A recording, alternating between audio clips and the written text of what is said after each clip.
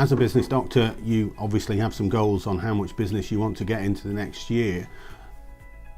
You need to actually look at how many new clients that you want, the average value of a client, and then how many referrals do you actually need to get in order to generate the income that you want to do.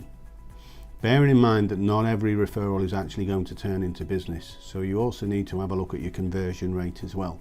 And once we've worked that out, then we can really start developing the plan on how we're going to achieve our goals.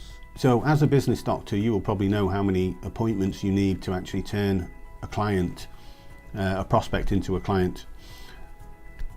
That's the sales process. Referral process is actually working smarter, not harder. It's finding people who trust you, know you're credible, know you're professional, who have access to your target market, who can then introduce you to their network. So instead of, if you want 20 clients, on average it takes you 2 meetings, 3 meetings to get a client on. You've got 5 people who can introduce you to 5 people each, which then gets you 25 clients, but you're only really having meetings with 5 people. The better you get at this, the less time you actually have to spend on it. So personally, my network find me clients that I just go up and go, shall we do this? And they go, yeah. I don't have to have several meetings, I don't have to take them out for coffee, I don't have to go back, I don't have to quote, I just go, these are nice people, shall we do this?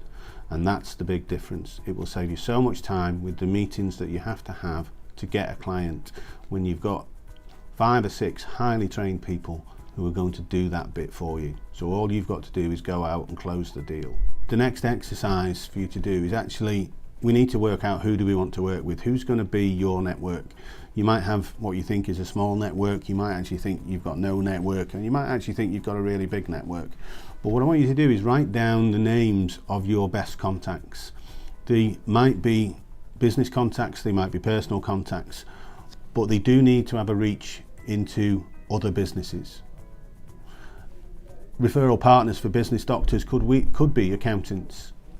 They could be somebody who deals with family businesses. They're probably unlikely to be people who deal with startup businesses. They could be solicitors, they could be financial advisors. You might not have these people in your network as yet, but these are people that we can identify that could help us. And then all you need to do is use your network to find those people. Everybody knows somebody who's a financial advisor. Everybody knows somebody who's an accountant. So if you get the personal introductions to an accountant, that gets you well on your way. But you need to work out where your closest relationships are. And don't worry how many there are. You're not trying to get thousands, we're just trying to get you to write down a dozen names of people that you've got really good relationships with. These could also be members from the networking events you attend, such as B&I, Chamber of Commerce, Federation of Small Business, 4N, or they could even be more specific, like members of associations and things like that. But if you haven't got a network as such that you believe, you need to go out and get one, and the networking places are a very good place to start to go out and build your network.